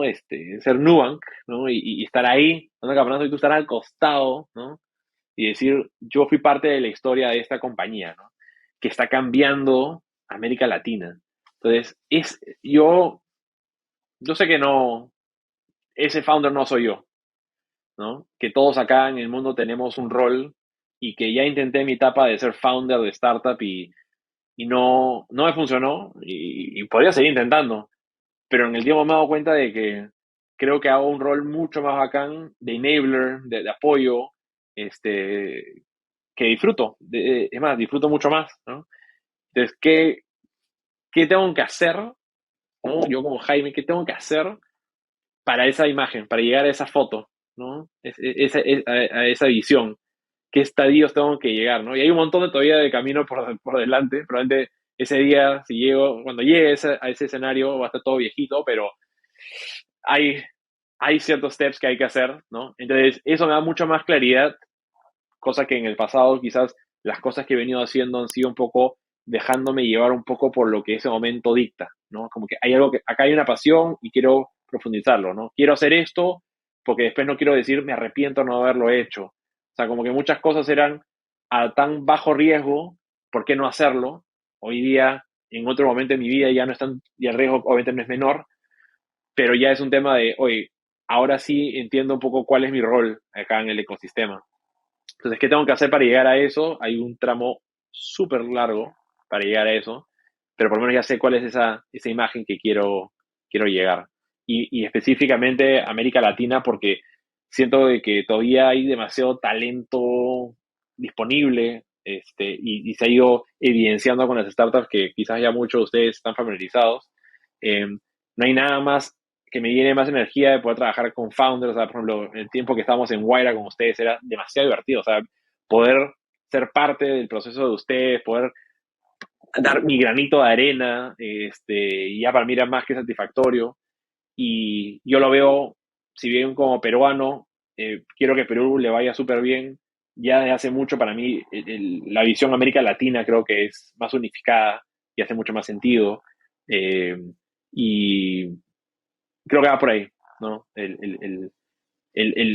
Yo soy fuerte creyente de que muchos de los problemas que hoy día estamos que nos sacamos la cabeza y nos peleamos y lo vemos por otros caminos muy políticos y cosas por el estilo, se resuelven con tecnología, ¿no? Ahí me critican mucho de que trato de sobresimplificar las cosas, pero fuera de cosas, o sea, la tecnología, y lo viene demostrando la historia, vienen a cambiar la manera como trabajamos, cómo funciona la sociedad, y estos cambios tecnológicos nos traen nuevas cosas. Y siento que, por ejemplo, AI va a venir a resolver, hoy quizás no lo vemos, pero en un futuro vamos a decir, era lógico, AI vino a resolver todos estos problemas donde estábamos estancados y la productividad está estancada y teníamos estos problemas sociales, económicos, y ¡pum!, apareció una tecnología que nos cambió, como fue en su momento el internet, la electricidad,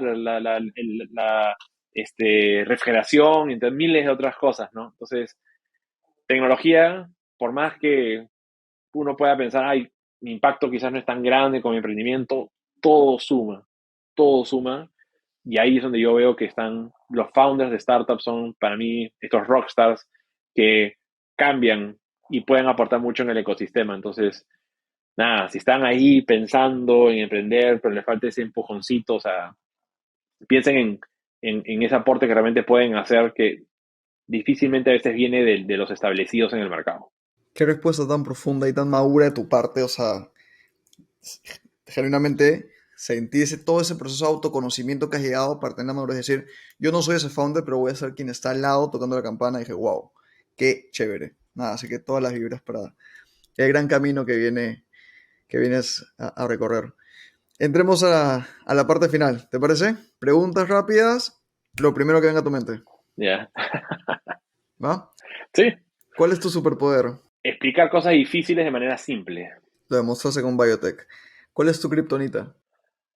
Mi esposa. Tres cosas que amas de ti. Mi sentido del humor, eh, mi, la manera como puedo estar alegre la mayor cantidad del tiempo, este, y mi capacidad para conectar y hacer networking, ¿no? Esa fluidez para poder conversar con personas que desconozco, y no sentirme incómodo ni nada de ese roche. En otras palabras, falta de vergüenza. Qué buena. Tres deseos que le puedes pedir al genio de la lámpara. Le pido tres deseos más. A ver, no voy a hacer, no voy a decir cosas tipo mis universos y nada por el estilo, ¿ah? Porque no hace mucho sentido, pero pucha, ¿qué cosa podría, este, no sé, le preguntaría si estamos viviendo en una simulación, esa sería otra. Qué buena. Eh, Está difícil, ¿ah? Te queda. Qué raro que, o sea, no tenga nada que pedirle, porque siento que cualquier cosa que le pediría sería como que hacer trampa, ¿no? Porque siempre uno quiere pedir plata o, no sé, tendría que ser, quiero todo el conocimiento del mundo, pero después se pierde la felicidad de descubrir. Creo que no le pediría nada. Válido. Creo que mi única cosa que le preguntaría es si vivimos en una simulación o no. Así para refutar, para ver si es que Elon Musk tenía razón. Vale, válido. Tienes a tu yo, a Jaime niño de 6 años. Le puedes decir una frase. ¿Qué le dirías? Una frase, ya. Ujú. Que no te importe lo que piensan los demás. ¿Cómo te gustaría ser recordado? ¿Cómo me gustaría ser recordado? Este, como, como buen esposo y padre. Voy bien, por lo menos en la parte de buen esposo, creo. Me falta la segunda parte. Y bueno, y la última. ¿Cómo y dónde te encuentra la gente? Felizmente ahí sí he creado muchos canales para eso. Me pueden encontrar en todas las redes sociales. No. No, digo que mira, la mejor manera, sí, top. Si lo que quieren es entablar una conversación profesional, y esto, la mejor manera es LinkedIn, pero no me agreguen así nomás, ¿no? O sea, dense la molestia de escribir un mensaje personalizado explicando el motivo por qué quieres conectar, ¿no? O sea, es uno de las cosas que más he aprendido de hacer networking, y es que no hay que hacer networking por hacer, y también hay que respetar el tiempo de los demás, ¿no? Entonces, a veces, no sé, alguien me conecta y no tengo idea quién es, ¿no? Y sí me doy la molestia de entrar a ver quién es el perfil, para ver si realmente lo conozco, o si hay algo que yo, viendo su perfil, puedo agregarle, ¿no? Pero si es que no, si yo veo y no hay contexto, ¿no? Es como que, es un alumno universitario, ok, o es un emprendedor, pero no sé, o sea, no veo que no haga con lo que yo hago, o sea, si no me das contexto, o sea, ¿por qué te agregaría, no? Entonces, si me das contexto, me dices el motivo por qué estás conectando, me parece perfecto, porque eso es lo que yo hago, ¿no? O sea, yo sí escribo a gente de la nada y les explico, ¿no? Hola, soy fulanito de tal, y te escribo por tal motivo, podemos conectar, tendrás tiempo, y ahí entablas una conversación. Entonces, búsquenme por LinkedIn, encantado de conversar, vayan en directo al grano, no hay nada más que valoro que sean concisos con lo que buscan, y que también sean realistas con lo que buscan. A veces la gente me escribe y me dice, Jaime, quiero ver si puedes ser mi mentor, o Jaime, quiero ver si me puedes dar un asesoramiento en mi emprendimiento. O sea, eso es difícil. Ahí entender o poder asesorar toma muchísimo tiempo, y me encantaría poder multiplicarme, pero tengo que ser bien eficiente con el tiempo, ¿no? Entonces, de hecho, esa es una de las razones por qué arranqué el podcast, ¿no? Porque es una manera como puedo multiplicar el alcance del conocimiento que estoy adquiriendo de conversar con personas súper inteligentes como ustedes, ¿no? Como tú, Alex y Andrea estuvieron en el programa, o sea, ese conocimiento no queda para mí, queda para todos. Entonces, el podcast es un camino por el cual puedo tratar de cubrir esa aspiración de compartir, que hoy me encantaría poder responder a todo el mundo, y cuando me escriben, trato de darle todo lo que puedo, y no soy de los que le gusta mandar audio, soy de las personas que le gusta dejarlo por escrito y ser conciso con los mensajes. Entonces, conectemos por LinkedIn, encantado, pero directo al grano. Muy buen tip. Y obviamente los invito a seguir el podcast Innovación Sin Barreras, ¿no? Sí, igual si, aunque no conectamos en LinkedIn, sígueme, LinkedIn, Instagram. Ahí en TikTok estoy haciendo mi mejor esfuerzo. Mi mujer me empuja a que haga TikTok, pero no me nace, pero igual estoy ahí intentando. Pero bueno, el podcast está en todos lados, desde Spotify, YouTube, donde sea. Los invito a escuchar Innovación Sin Barreras. Vamos 133 episodios. Para el momento que salga esto, ya habrán sumado unos 3, 4 más. Buenazo. Vamos a dejar todos los enlaces en la descripción del episodio. Jaime, ha sido un gusto tener esta conversación. En verdad, muchas gracias por tu tiempo. Yo he aprendido muchísimo, estoy segurísimo que todos los que nos han escuchado han aprendido bastante. Y nada, queda pendiente esa segunda parte. Me parece perfecto. Cuando quieras, hacemos part 2. Esa es. Nada, te mando un abrazo. Mil gracias, Alex. Nos vemos pronto, que estés bien.